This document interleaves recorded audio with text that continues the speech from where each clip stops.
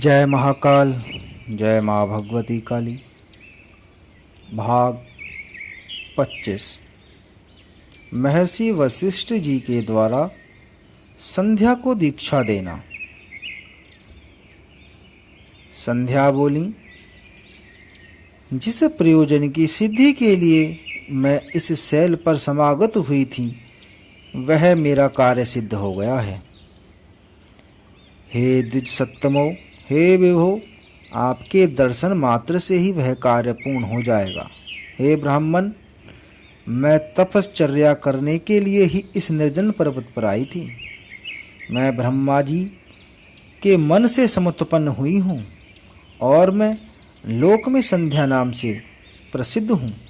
यदि आपको कुछ गोपनीय युक्त होता हो तो आप मुझको उपदेश दीजिए। यही मेरा परम गुहा चिकीर्षित है और दूसरा कुछ भी नहीं है। तपस्या के भाव का ज्ञान ने प्राप्त करके ही मैंने इस तपोवन का उपाश्रय ग्रहण किया है। मैं चिंता से परिशुष्क हो रही हूँ और मेरा मन सदा ही कांपता रहता है। मार्कंडेय मुनि जी ने कहा। तब ब्रह्मा जी के पुत्र वशिष्ठ जी ने उस संध्या के वचन को सुनकर उनको स्वयं ही संपूर्ण तत्व के ज्ञाता मुनि ने अन्य कुछ भी नहीं पूछा था। इसके अनंतर उस समय वशिष्ठ मुनि ने उस नियत आत्मा वाली और तप के लिए अत्यंत उद्यम धारण करने वाली उसको शिष्य गुरु के ही समान वशिष्ठ ने मंत्र दीक्षा दी थी। वशिष्ठ मुनि जी ने कहा, जो महान तेज परम है, जो परम महान तप है, जो परम समाराधना करने के योग्य है, उन भगवान विष्णु को ही अपने मन में धारण करिए। जो धर्म, अर्थ, काम और मोक्ष इन परम पुरुषार्थों का एक ही आदि कारण है, उन जगतों के आदि पुरुषोत्तम प्रभु का यजन करो। जो भगवान विष्णु शंख चक्र गदा और पद्म को धारण करने वाले हैं और उनके लोचन कमलों के ही समान परम सुंदर हैं, उनका वर्ण शुद्ध स्फटिक के तुल्य है और कहीं पर भी उनकी छवि नीले मेघ के सदृश ही है। गरुड़ के ऊपर स्थल में चिन्ह वाले परम शांत और वनमाला के धारी हरि का भजन करो, जो केयूर और कुंडलों को पहने हुए हैं, जो किरीट और मुकुट से समुज्ज्वल हैं, जो बिना आकार वाले केवल ज्ञान के द्वारा ही जानने योग्य हैं, जो आकार के सहित देवधारी हैं, नित्य आनंद स्वरूप बिना अवलंबन वाले और सूर्य मंडल के मध्य में स्थित हैं। ऐसे देवेश्वर विष्णु के इस मंत्र के द्वारा ही हे शुभ आनंद वाली आप यजन करो। वह मंत्र ओम नमो वासुदेवाय ओम, यह मंत्र है। इसी मंत्र के जाप के द्वारा निरंतर मौनी होकर तपश्चर्या का समारंभ करो। उसमें कुछ नियम हैं, उनका अवश्रवण करो। नित्य स्नान मौन होकर करना चाहिए और मौन व्रत के साथ ही पूजन करें। प्रथम तो छठवे दोनों कालों में पूर्ण और फलों का आहार करें और तीसरे षष्ठ काल में उपवास परायण ही होना चाहिए। इस प्रकार से तप की समाप्ति में षष्ठ काल की क्रिया होती है। वृक्षों के छालों के वस्त्र धारण करें और उस समय पर भूमि में ही शयन करें। इसे रीति से मौनी रहें और तपस्या नाम वाली व्रतचर्या फल के प्रदान करने वाली होती है। इस तरह के तप का उपदेश करके इच्छा पूर्वक मादम भगवान का चिंतन करो। वे प्रसन्न होकर आपके अभिष्ट को शीघ्र ही प्रदान कर देंगे। मार्कंडेय मुनि जी ने कहा। इसके अनंतर वशिष्ठ जी ने उस संध्या के लिए तप करने की क्रिया का उपदेश देकर और उससे न्याय के अनुसार संभाषण करके मुनि वहीं पर अंतर्ध्यान हो गए थे। तपस्या के भाव का ज्ञान प्राप्त करके और परम आनंद प्राप्त करके ब्रह्मलोलित के तीर पर स्थित होकर तपश्चर्या करना आरंभ कर दिया था। वशिष्ठ मुनि जी ने जैसा कहा था उस मंत्र को तथा तप के साधन को करके उसी व्रत से भक्ति भाव के द्वारा गोविंद का पूजन किया था। परम एकांत मन वाली को चारों युगों सत्य अर्थात सतयुग, त्रेता युग, द्वापर युग, कलयुग का समय व्यतीत हो गया था।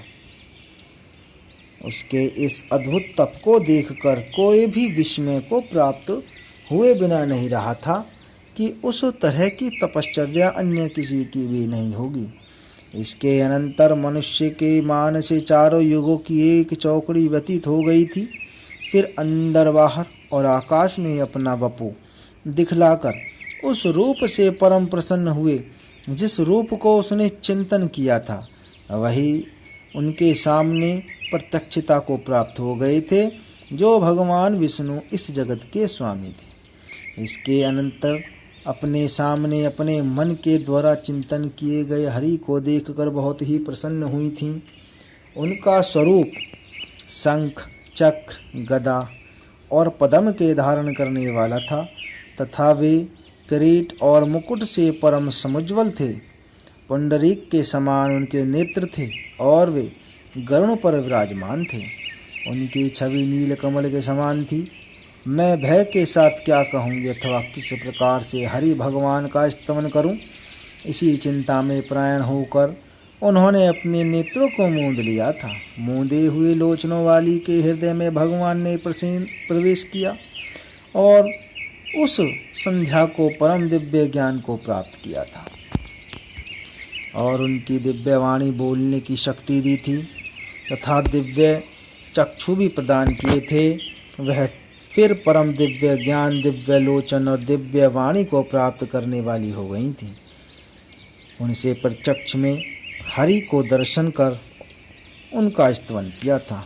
संध्या ने कहा, जो बिना आकार वाले हैं, जो ज्ञान के ही द्वारा जानने योग्य हैं, जो सबसे परे हैं, जो न तो स्थूल हैं और न सूक्ष्म ही हैं तथा जो उच्च भी नहीं हैं, जिनका रूप योगियों के द्वारा अंदर ही चिंतन करने के योग्य है, उन आप भगवान श्री हरि के लिए मेरा नमस्कार है। जिनका स्वरूप शिव अर्थात कल्याण स्वरूप है, जो परम शांत, निर्मल, विकारों से रहित, ज्ञान से भी परे सुंदर प्रकार से युक्त, विशारी, रवि प्रख्य, ध्वांत अर्थात अंधकार भाग से परे हैं, उन परम प्रसन्न आपके लिए मैं प्रणाम करती हूँ। जो एक शुद्ध देदीप्यमान विनोद चित्त के लिए आनंद रूप, सत्य से समुत्पन्न, पापों का हरण करने वाले, नित्य ही आनंद रूप, सत्य और बहुत ही अधिक प्रसन्न, जिनका श्री का प्रदाता यह रूप है, उन प्रभु के लिए मेरा नमस्कार है। विद्या के आकार से उद्भावना करने के योग्य प्रकृष्ट रूप से, भिन्न सत्व से छन्न ध्यान करने के योग्य आत्मस्वरूप से समन्वित, सार पार और पावनों को भी पवित्र करने वाला जिनका रूप है, उनके लिए मेरा प्रणिपात है। योग मार्ग में युक्त पुरुषों के द्वारा गुणों के समूह 8 अंग वाले योग से जो नित्यार्चन और व्यय से हीन चिंतन किया जाता है, जिसकी योगी जन अपने ज्ञान योग में व्यापी तत्व को प्राप्त करके परात्पर को प्राप्त हुए हैं, जो शुद्ध रूप वाले हैं और जो मनोज्ञ हैं, जो गरुड़ पर विराजमान हैं, जिनका प्रकाश नील मेघ के समान है, जो शंख, चक्र, गदा और पद्म को धारण करने वाले हैं, उन योग से युक्त आपके लिए मेरा प्रणाम समर्पित है। जिनका गगन, भूमि, दिशाएं, जल, ज्योति, वायु और काल स्वरूप हैं, उनके लिए मेरा नमस्कार है। जिनके कार्यों के अगस्त में प्रधान और पुरुष निवास किया करते हैं, उन अव्यक्त रूप वाले गोविंद के लिए मेरा नमस्कार है, जो स्वयं हैं और जो भूत हैं, जो स्वयं उसके गुणों से पर हैं, जो स्वयं ही इस जगत का आधार हैं। उनके लिए मेरा नमस्कार है तथा बारंबार प्रणाम है। जो सबसे पर तथा पुराण हैं, जो प्राण पुरुष और जगन में परमात्मा हैं, जो अक्षय और व्यथा से रहित हैं, उस देश के लिए बारंबार नमस्कार है। जो ब्रह्मा का स्वरूप धारण करके इस सृष्टि की रचना किया करते हैं और जो विष्णु से स्वरूप से इस जगत का परिपालन करते हैं तथा रुद्र के रूप में होकर इस जगत का संहार किया करते हैं, आपकी सेवा में मेरा बारंबार प्रणिपात समर्पित है। कारणों के भी कारण, दिव्य अमृत ज्ञान और विभूति के प्रदाता, समस्त अन्य लोगों को मोह के दाता हैं, उन प्रकाश स्वरूप वाले परात्पर के लिए बारंबार नमस्कार है। जिनका महान प्रपंच जगत कहा जाया करता है, जो भूमि, दिशाएं, सूर्य, चंद्र, मनोजव, वही मुख, नाभि से अंतरिक्ष हैं, उन भगवान हरि आपके लिए नमस्कार है। आप परमात्मा हैं। हे हरे, आप विविध विद्या हैं।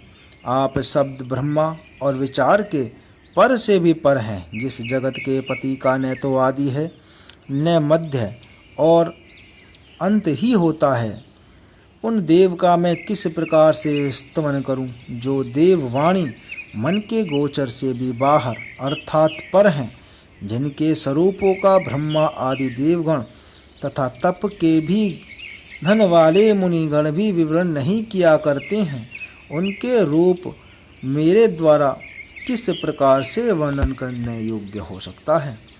उन निर्गुण प्रभु के गुण मुझ स्त्री जाति वाली के द्वारा कैसे जानने के योग्य हो सकते हैं, जिनके स्वरूप को इंद्र आदि सुर और असुर भी नहीं जानते हैं। हे जगत के नाथ, आपके लिए नमस्कार है। हे तप से परिपूर्ण, आपके लिए नमस्कार है। हे भगवान, आप प्रसन्न हो गए, आपके लिए बारंबार नमस्कार है।